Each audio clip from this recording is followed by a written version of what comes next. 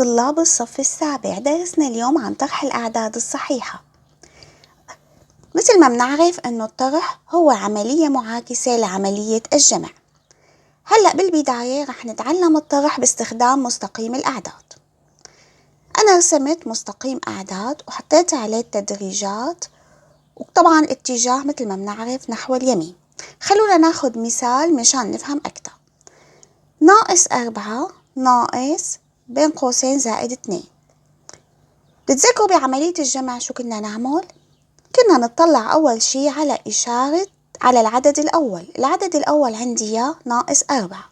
بيجي على مستقيم الأعداد وبوقف هون عند -4. وقفت عند -4. بعدين بتطلع على العدد اللي بعده. العدد اللي بعده زائد 2. العدد اللي بعده شو إشارته؟ إشارته موجبة زائد.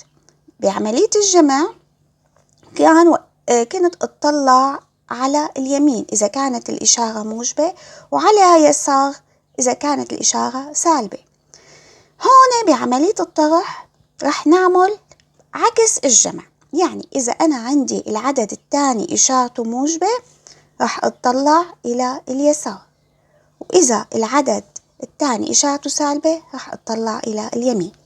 العدد اللي عندي إياه هون زائد 2 معناته إشارة موجبة، معناته أنا رح اطلع على جهة اليسار.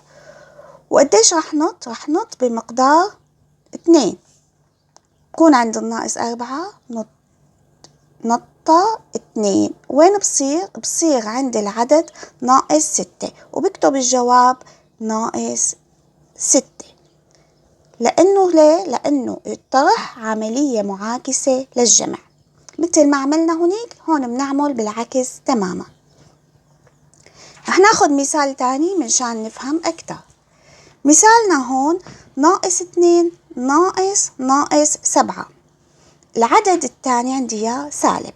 الخطوة الأولى مثل ما بنعرف رح نوقف عند العدد الأول عند -2. ليكو -2 على مستقيم الأعداد، بيجي وبوقف عنده هون. وقفت عنده. بتطلع على العدد اللي بعده. العدد اللي بعده هو -7. -7 شو إشارته؟ إشارته سالبة. مثل ما قلنا إشارة السالب بتطلع نحو الجهة اليمين، والإشارة الموجبة بتطلع نحو الجهة اليسار. -7 كم خطوة بدي نط؟ بدي نط 7 خطوات. من -2 بدي نط 7 خطوات باتجاه اليمين. 1 2 3 4 5 6 7. وين صرت؟ صرت عند العدد زائد 5، وهذا هو الجواب.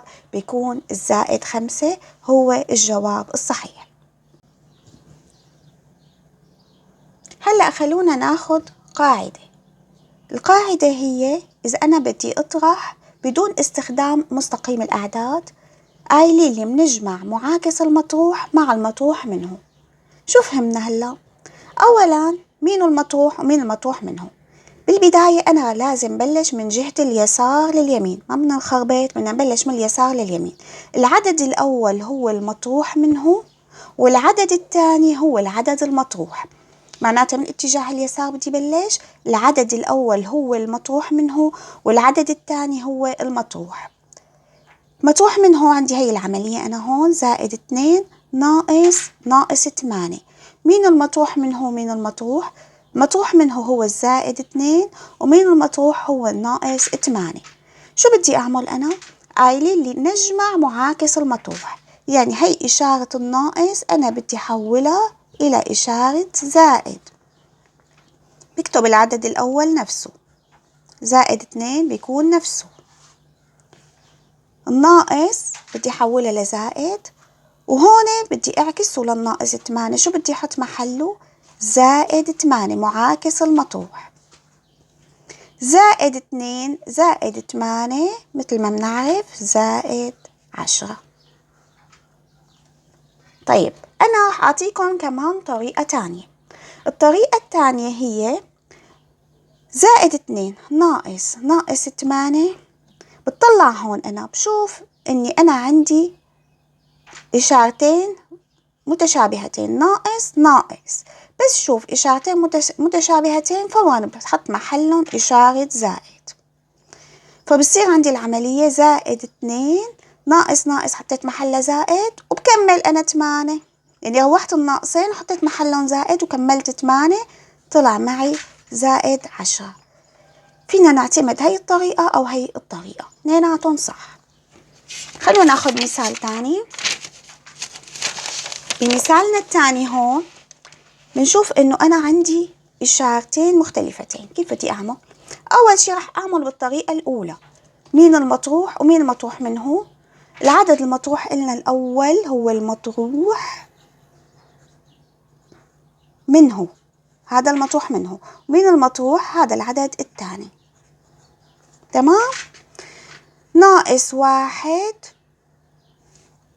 ناقص بدي تصير زائد، نحول الطرح إلى جمع، والزائد 7 بدها تصير ناقص 7. شو بصير الجواب؟ ناقص 8. ناقص 1 زائد ناقص 7 بصير ناقص 8.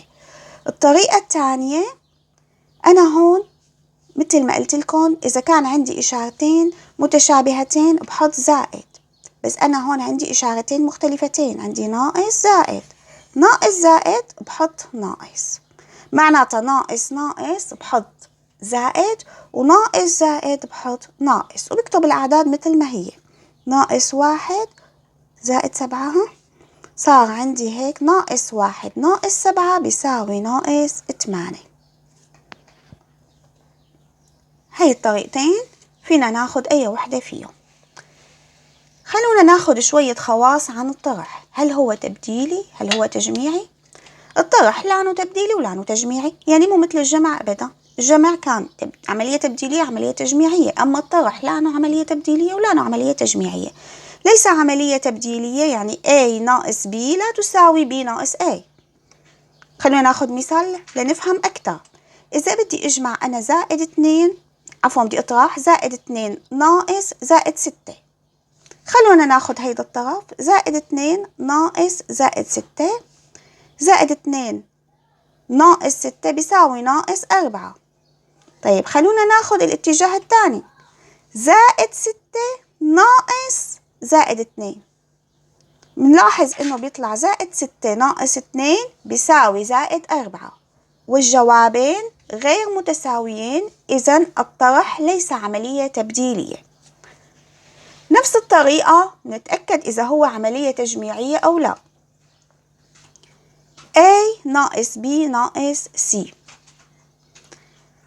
هل هو طبعا أخذنا أول عددين طرحناهم بنطرحهم من بعض وبعدين بنطرح العدد الثالث. هل هو بيساوي إذا أنا أخذت العددين الثاني والثالث مع بعض وطرحتهم من العدد الأول؟ ناخد مثال لنفهم أكثر. مثالنا هو زائد 8 ناقص زائد 2 ناقص زائد 1. أول شي أنا راح أطرح أول عددين زائد 8 وزائد 2 راح أطرحهم من بعض. زائد 8 ناقص زائد 2 شو بيساوي؟ زائد 8 بيساوي ناقص 2 زائد 8 ناقص 2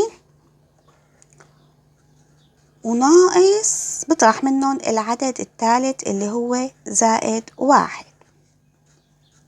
زائد 8 ناقص 2 هو زائد 6، ناقص زائد 1 هو ناقص 1، معناتها بيطلع معي زائد 5. هذا الجواب الأول إذا أخذت أنا أول عددين مع بعض وطرحت العدد الثالث منه. طيب هلأ بدي أخذ الطريقة الثانية، بخلي العدد الأول نفسه وباخذ العدد الثاني والثالث بطرحهم من بعض وبعدين بطرحهم من العدد الأول، نشوف الجواب رح يكون نفسه. رح أترك الزائد 8 أولا مثل ما هي الخطوة الأولى، وناقص خليني أفتح قوس زائد 2 ناقص 1، طبعا بكتبها زائد 2 ناقص 1.